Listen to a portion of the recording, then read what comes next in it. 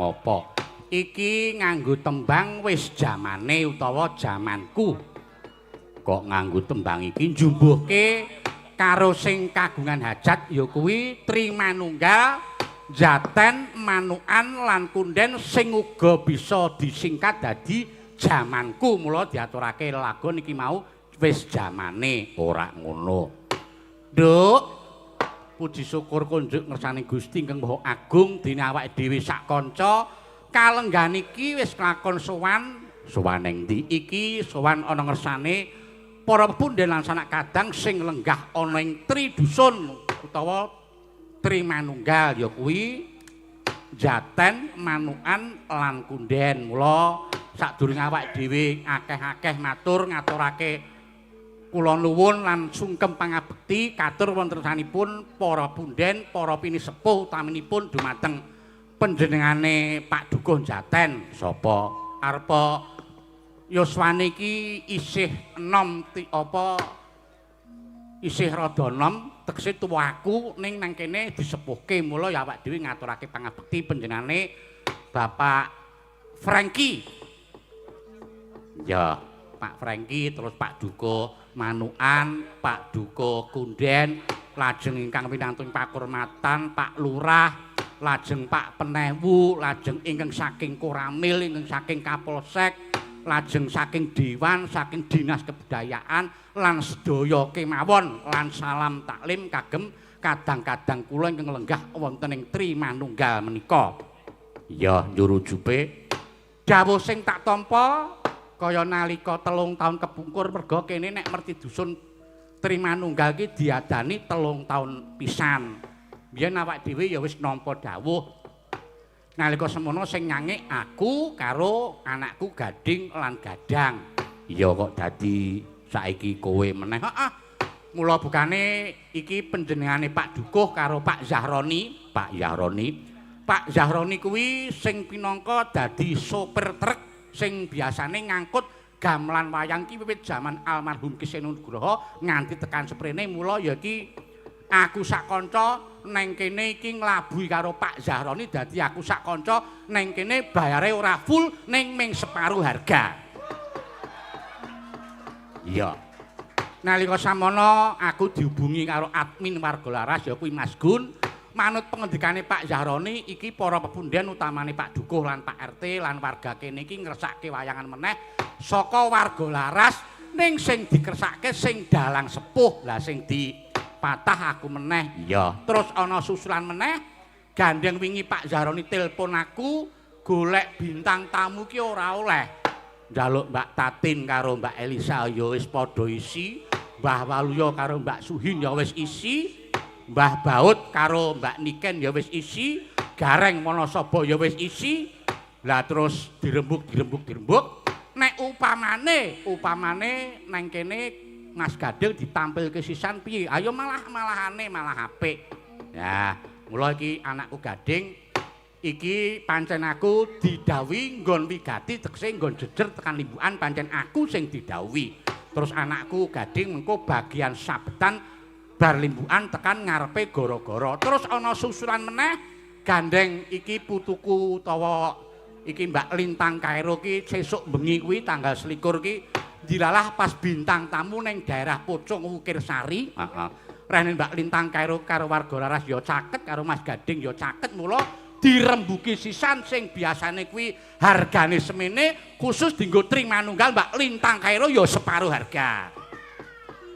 Iya, iki ya merga saka gedene srawunge Mas Zahroni. Ya, mula ya awake dhewe sing penting nang kene nderek memuji anane diadani Mertidusun Trimanunggal iki Jaten, Manukan lan Kunden iki sing disuwun ya nek ya muga-muga taun sing bakal lumaku iki kabeh kebak berkah sing padha among tani ya padha wekel nggone pangulan tetanen pokoke kabeh pinaringan rejeki ingkang linangkung lan para warga uga padha sengkut gumregut nggone tumandang karya lan warga sing lenggah ana ing Trimanunggal kene kabeh pinaringan kabagas warasan. Ya, lan utamane para among tani muga-muga didohna saka suker sakit, didohna saka Oma wereng utamane nang kene mau aku dikandhani karo Mas Yaroni jare kene iki tetandurane sok diserang karo Oma tikus. Muga-muga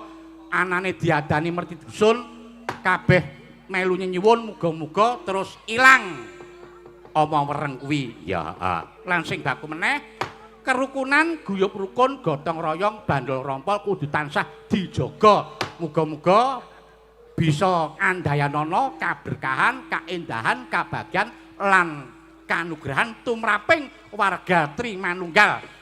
Jaten Manukan Kunden desane Sayareja sukses selalu.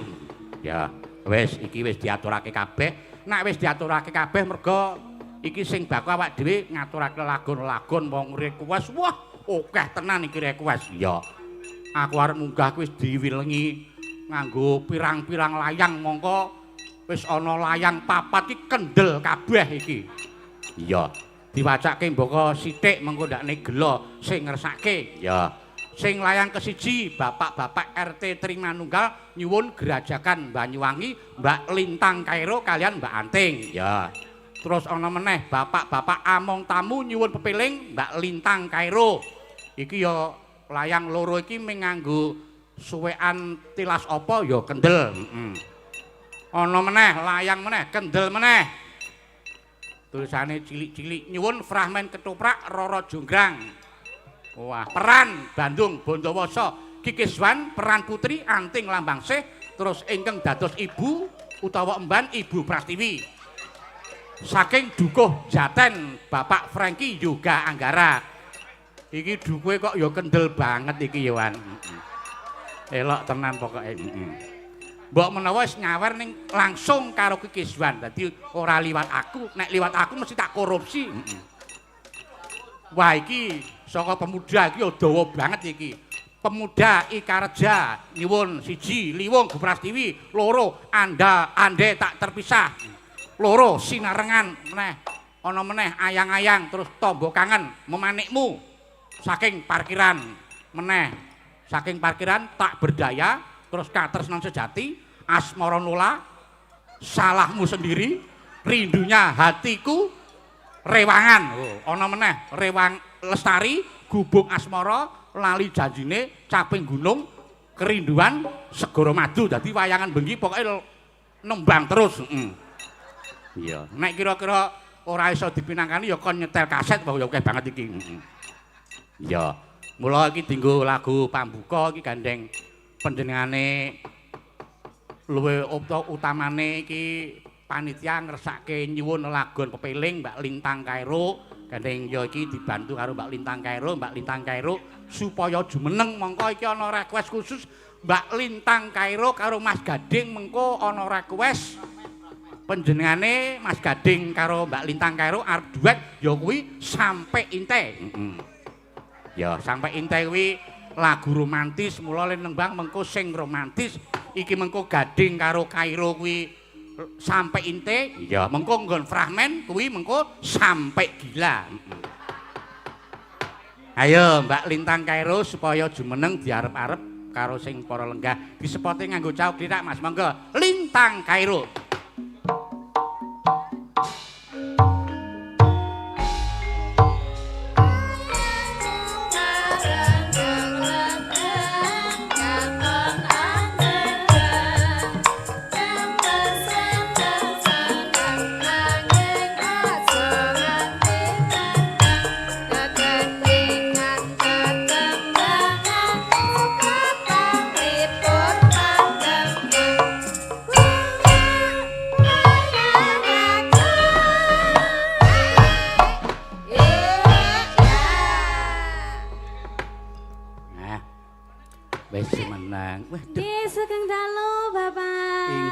Sugeng dalu. Kok panjenengan kok salim rumiyin. Oh, ketoke mau wis salim ya salim. Oh, nggih salim malih, Bapak. Aduh, jan.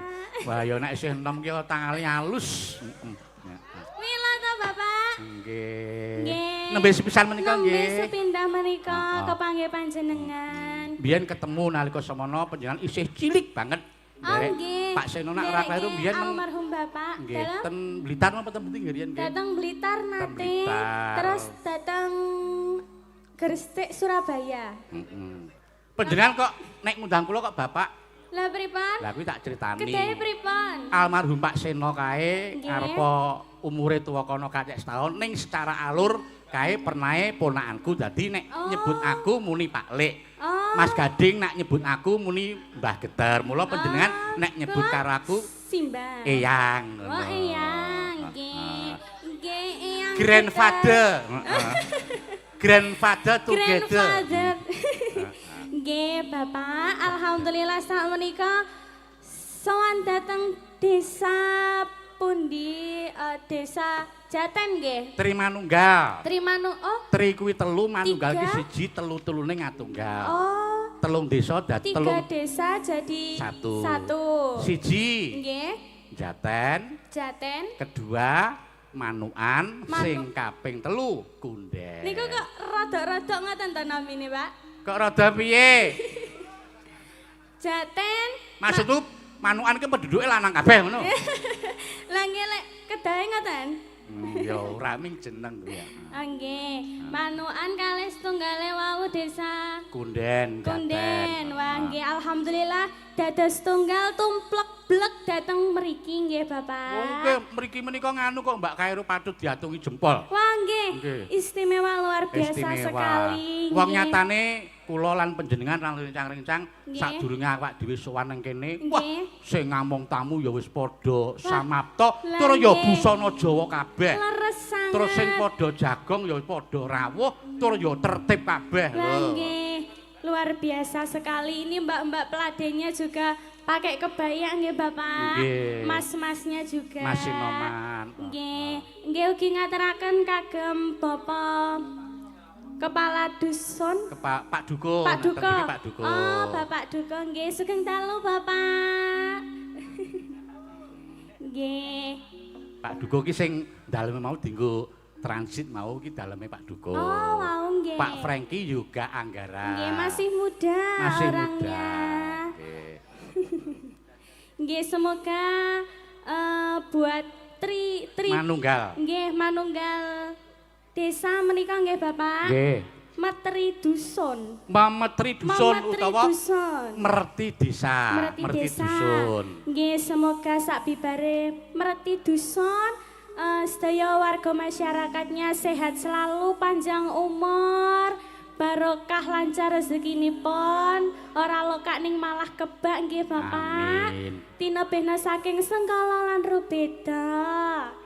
Jan, saiki wis pinter banget e. Mbiyen mongko Pripun? jane saiki panjenengan kelas pira? Kelas tunggal SMA. SMA. Nggih. Wonten SMA 1 Puncu. Pucung niku daerah mana? Daerah Kediri. Oh, daerah Kediri Jawa Timur nggih. Nggih. Oh, kelas besok kuliah. Kuliah. Badhe wonten pundi? Rencana. Datang Jogja mriki Oh, pareng Jogja Bapak. mriki. Wah, jan Nggih. nyenengke berarti sesuk Insyaallah, insyaallah nggih, iso jenengan ketemu doakan meneh. mawon, nggih, Amin. amin. Heeh. Yo, caos panglipur iki pamundutan akeh banget no. Panjenengan iki Nggih. di apa ki disuni supaya bawa dandang gula rukun Islam mengko dibake pepeling. Nggih. Nah. Nggih. Nggih, dandang gula nggih. Nggih. Dinggo lagu pambuka. Nano neno. Ben dinikmati suarane. Rukun Islam ing lima pan iki. Wah, sasake Mbak Lintang Karo ki pancen yo laris tenan wong suarane nganti Nggih ngapunten rada Bapak. klerek-klerek. Ning panjenengan nganu kok tak atungi jempol. Saking Pripun? senenge arep sowan ning Trimanunggal ki panjenengan le sowan mriki wae mruput esuk pun dugi mriki nggih. Sampun. Wah, nginep tengene Pak Jaroni wae nggih. Nggih wau pagi sampun dateng dalemipun Bapak Zaroni nggih laras. Jan nyenengke. Ayo nok lanjut nok. Katindakna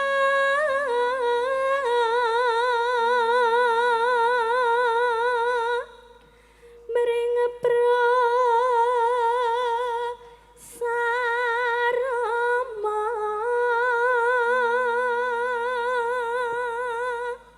neno Ojo nganti ditinggalke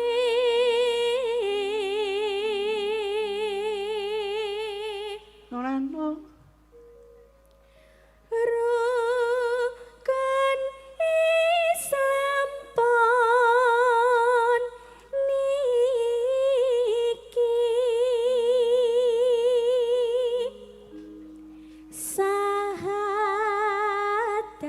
sahadate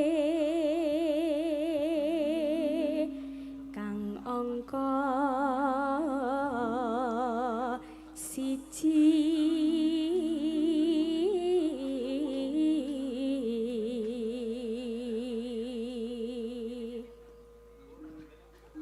kang kapindho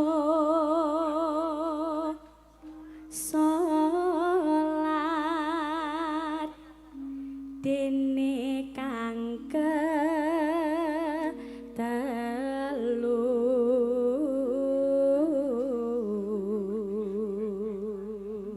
ya iki kejaba layang-layang ya sing liwat WA ya akeh nok Nggih. dipinangkani mboko siji nggih lewat HP wonten lewat Nggih. surat wonten ya wis pokoke kudu diratani mengko nggih ya lanjut Ramadan nindakno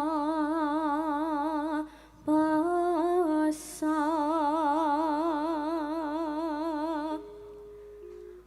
papat zakat ping 5 ngibadah haji nonano rukun Islam sampurna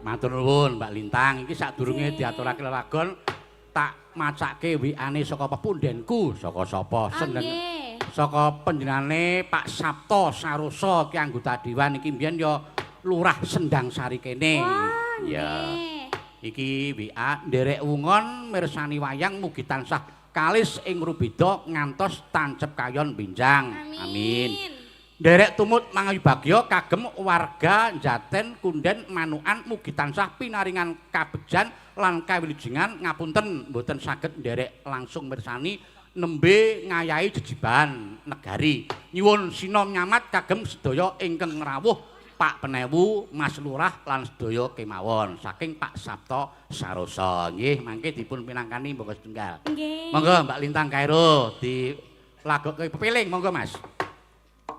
Ya, wis diaturake dienggo buka rasa karo dienggo lagu pembuka. nggih Bapak Lah niki panjenengan mumpung isih nang kene, aku wingi di WA karo admin Warga Laras Mas Nggih. Gun, nek panjenengan jare arep ngersake duet karo Mas Gading. nggih Lagune Sampai Inte. sampai inteng Monggo Nggih, lagu niki Mas Gading hafal napa mboten wingi wis WA karo aku mongso. Ah, Wingi wis WA karo aku rak dipasrahe karo Mas Gun. Nggih. Pak niki Lintang Kairo karo Mas Gading arep duet Sampai Inte kira-kira saged nulis notasine mboten? Beres mah tak tuliske notasine. nggih Ning gandeng lagu Sampai Inte kuwi lagu sing romantis. nggih Mas Gading karo panjenengan ya aja tido-tido mengko le nembang ya karo sing romantis, nggih siap sing Pak. ekspresi. Ayo, Mas Upamane pripun kaya Mas Gading, duh Inte. Terus sampean apa kok sampai ngene karo gandeng Walik, tangan. Pak, niku, Oh, Pak. balik ya? Nggih. Ah, iya. Aku pancen seneng tak balik kok. Sampene dadi jalare pripun niku Pak? Ayo Mas Gading, disebut yang disesak. Neng neng nong neng. Ayo Mas Gading, nyerak rene dijemput, Mbak. Ayo Mas Gading. Ayo dijemput. Kesini Mas Gading. Dijemput, digandeng. Ayo Mas Gading ya. Ayo Mas.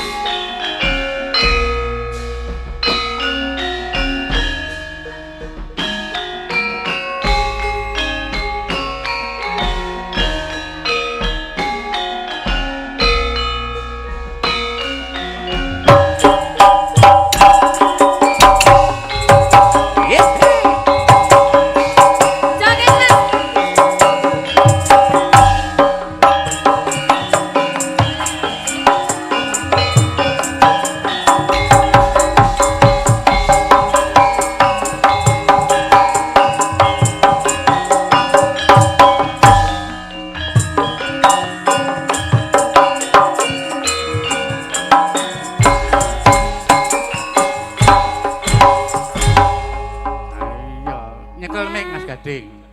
rasa isin-isin. Nggih, Mbah. Sapa ngerti pengendikane almarhum Bapak mbiyen lumusi. Biyen nalika samono panjenengan ya isih cilik, biyen ya melu. Mbak Lintang karo biyen ya melu. Sesuk nek ana rejaning jaman mbok menawa Lintang karo sesuk iso dadi jodhone anakku barang mbok menawa lho. Mula kok njaluk lagu Sampai Intek. Nggih. Kudu Mas Gading iso ngimbangi lagu Sampai Intek iki romantis lho. Ya, Nek dikit-dikit digandeng aja, tangane ya Mas. manut. Heeh, lagunya Lah. dikit-dikit aja. Dikit-dikit kepiye? Ya maksudnya Aku ora nggak seneng usah- nek dikit-dikit. Lah senenge piye? Ora apa-apa. Iki lagu Sampai Intek iki lagu Cina. Le omong-omongan nek iso ya cara Cina. Ya ora kok ya. Pokoke sing romantis. Wong lagu niki tentang katresnan. Nah, Apa kowe tresno aku terus Gading mangsuli donya akhirat tresno. Aku lali ya, Mbah. Ora wong wingi tak bantuin ya nanti. nggih. Nanti liriknya tak bantuin Mas Gading nyanyi ya. Nggih. wong kuwi nganti ana sing nyawer apa kuwi jenenge Mas Janu. Oh nggih niki wau. Kuwi Mbak dipendet, Mbak. Mbak Saking Lintang. saking Dibacakan. Ini untuk Ki Gading Pawukir. Ah. Dari Positif Fiber. Vibes. Apa? Oh vibes, tapi tulisannya R. Ana meneh kuwi saka sapa? sudah. Lintang Kairo untuk Lintang Kairo dari yang sama. Ini terima kasih ya. Semoga sehat selalu, lancar rezekinya. Selalu mensupport saya sama Mas Gading. Terima kasih. Nah, terus kuwi Iki untuk siapa? Dari siapa? untuk Ki Geter. Panjenengan ki diparingi niki. Waduh matur nuwun, matur nuwun. Terima kasih. Wah, apa iki? Wah, duit karo kopi kapal api. Wah, iki jenengan mboten ngantuk niku seminggu. iki sing penting duitnya tak cukup, kopine mongso borong. Tak ngono. Nya, kopine nya. Ada lagi, Bapak. Heeh. Oh ya, terima kasih. kesehatan niki, Mbak. Bukakno, Mas. Minta tolong. Sik, berapa? Kuwi untuk Ki Geter apa untuk Ki Gading kuwi?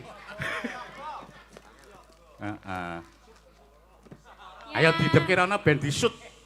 Pegang, Mas. Ya. Oh, kualik, Mas. Oh, ini. Semoga sukses dan rukun selalu Mas Gading, Mbak Lintang.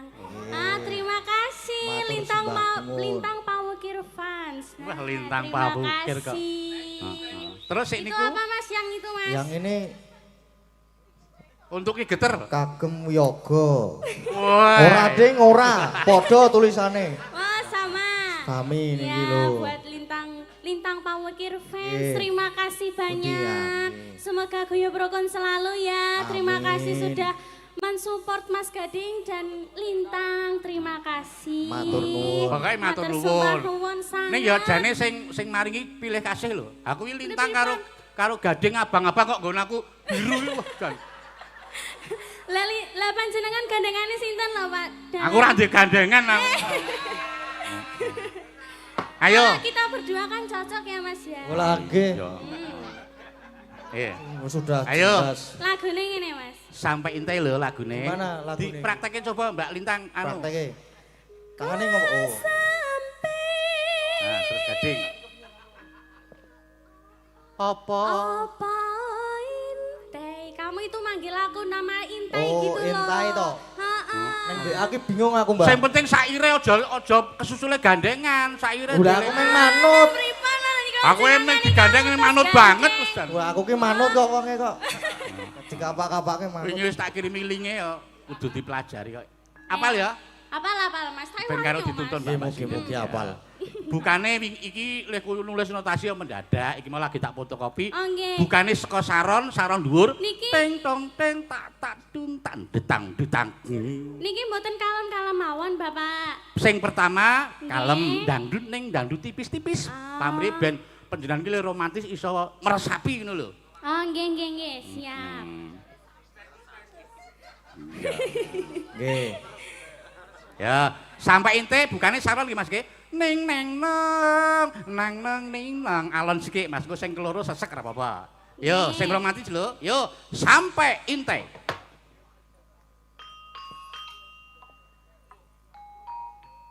Sik Mas, ini lho. Kandeng iki Oh, koyo aku kan Mas, Sik. Mas jenengan mboten dikirimi to, niki geter niki wau. Wis tak kirimi iku Wah, sik tak terang seneng dhisik karang yo kirimi. maklum le gawe agi mau. Wah, nggih. Ini garape ngene ya. Ning nong ning gedang langsung nyaut tak ning neng neng tak tak terang tak dang den. Mas, endang. Malah mencap-mencap. Kok iki piye to, Mas? Aku ya pengen romantis kok ya nang omah ra tau romantis kok. Oh, baca notasi to. Malah. Ayo buka saran Mas, yo.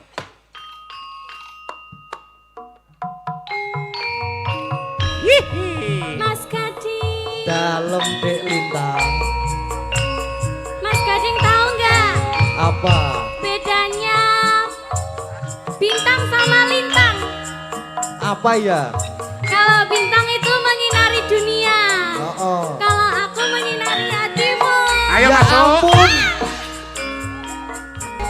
Wis aku angkat tangan, Mbah. Mboten apa-apa, Mangke. Bapak. Ayo wingi Menika wis kan tak- dadak lagunya. Ayo wingi wis tak kirimi linge. Oh. Tarane ajar ning omah bul. Nggak apa-apa, Mancing Mas kok malahan. Gading. Lah mancing karo ajar. Ayo Nggak serapor apa-apa. golek iwak. Sesuk diapalke mergo iki nak panjenengan iso nyanyi karo Lintang karo jan pas banget ngene iki jane. Nggih. Heeh. Nggih. Lagunya yang Apa? duet aja yang bisa aja. Ah yang Mas. bisa Apa yo? apa? Lintang Yang bisa Asmara ya? apa-apa? Apa ayang-ayang? Manut Apa langgam? derek. Oh, derek. Nggih, derek. Pelok bareng di Lintang Asmara ya. Nggih, derek. Ya, tinggo. Wah, aku wong manut.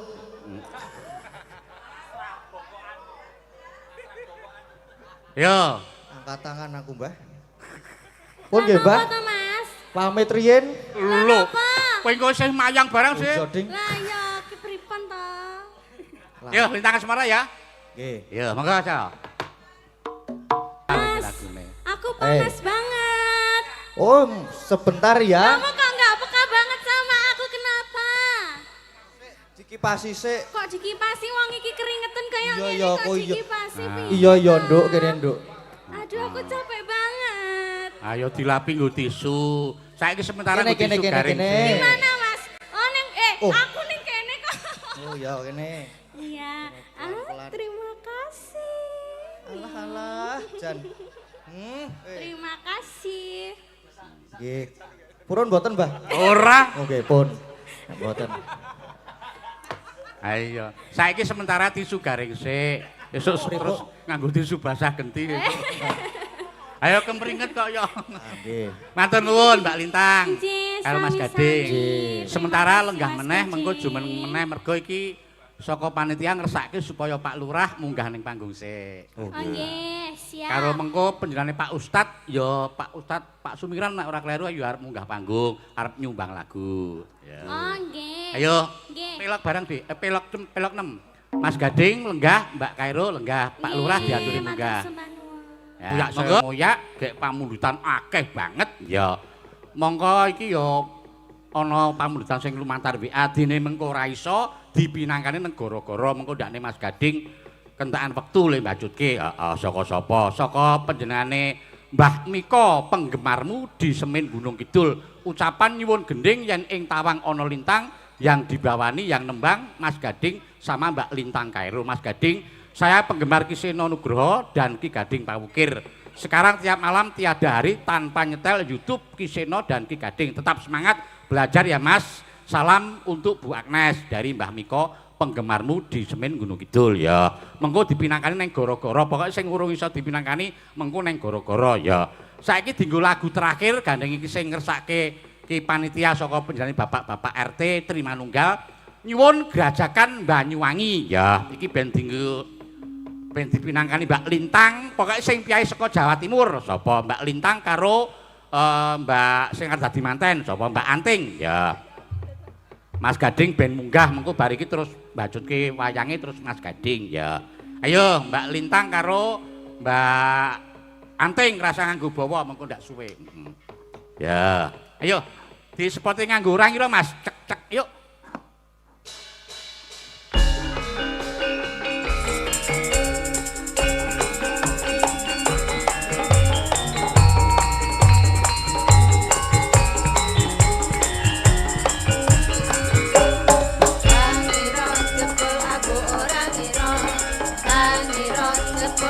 Orang